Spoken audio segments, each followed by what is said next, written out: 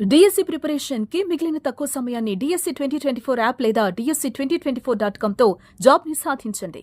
జమ్మూ కశ్మీర్లోని పహల్గామ్ ఉగ్రదాడితో కయానికి కాలు దివి యుద్ధ భయంతో వణికిపోతున్న పాకిస్తాన్ కు ఏదికే పెద్దగా కలిసి రావటం లేదు.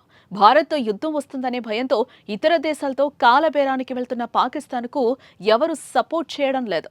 దీనికి తోడు బలూచిస్తాన్ రూపంలో షాక్ల మీద షాకులు తగులుతున్నాయి. ఇక తాజాగా భారీ భూకంపం పాకిస్తాన్ ను అతలాకుతలం చేసింది. రిక్టర్ స్కేలుపై 4.2 తీవ్రతతో ఇవాళ సాయంత్రం 4 గంటల సమయంలో పాకిస్తాన్లో భూమి కంపించినట్లు నేషనల్ సెంటర్ ఫర్ సిస్మాలజీ పేర్కొంది. పాకిస్తాన్లో భూకంపం సంభవించడం వారం వ్యవధిలో ఇది రెండోసారి కావటం గమనార్హం.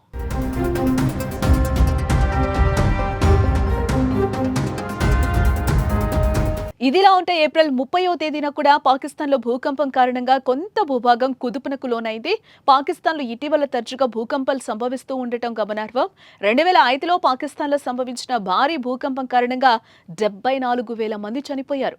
అసలే పహల్గామ్ ఉగ్రదాడి అనంతరం పరిణామాలతో పాకిస్తాన్ ప్రజలు యుద్ధ భయంతో వణికిపోతుంటే భూకంపం మరింతగా బెంబేలెత్తించింది.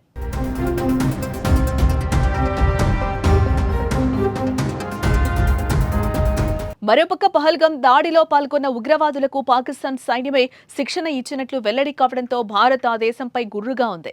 అన్ని రకాలుగా ఆ దేశాన్ని అష్టదిగ్బంధనం చేస్తోంది. ఇప్పటికే సింధు జలాలను నిలిపివేసింది. ఎగుమతులు దిగుమతులను బ్యాన్ చేసింది. సమయం చూసి కోలుకోలేని దెబ్బ కొట్టేందుకు సిద్ధంగా ఉంది. మరోవైపు బలూచ్ తిరుగుబాటుదారులు స్వాతంత్ర్యం కోసం దాడులు చేస్తున్నారు.